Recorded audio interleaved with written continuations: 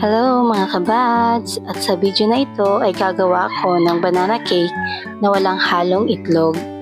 Dahil banana cake ang gagawin natin ay kailangan natin ng 3 saging. Dahil wala akong fresh milk mga kabads ay gumamit ako ng Bear Brand.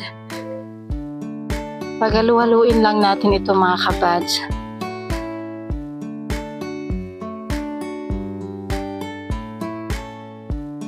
Ilagay natin yung 1/3 cup na melted butter.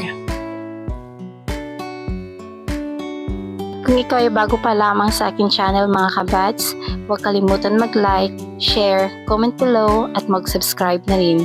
Paki-follow na rin po ng aking Facebook page na Kabads Mo.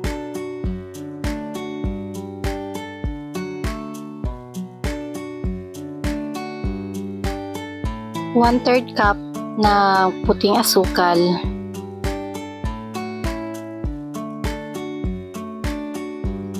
1 cup na all-purpose.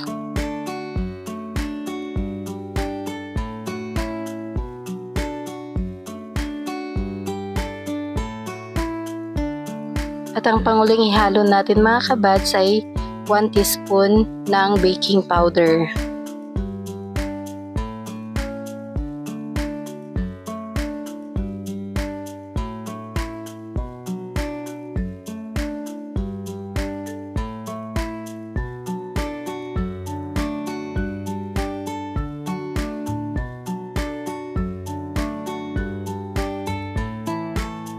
Para hindi didikit yung ating banana cake mga kabads, ay nilagyan ko ng kunting mantika yung kanyang lagayan.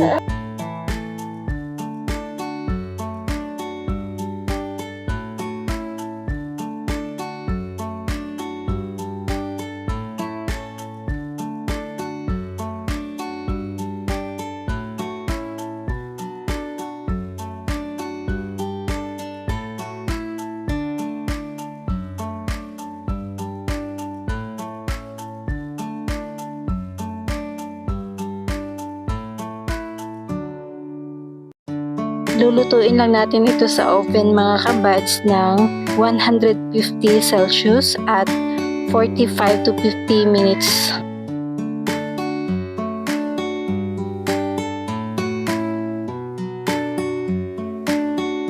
Dahil luto na ito mga kabads, set aside lang natin siya ng ilang minuto. Dahil okay na mga kabads, slice na natin yung ating nagawang banana cake. So ayan na mga kabads, maganda naman yung texture ng kanyang dough at fluffy siya. Kahit walang itlog siya mga kabads ay okay naman yung kanyang lasa. Maraming salamat sa panonood ninyo mga kabads.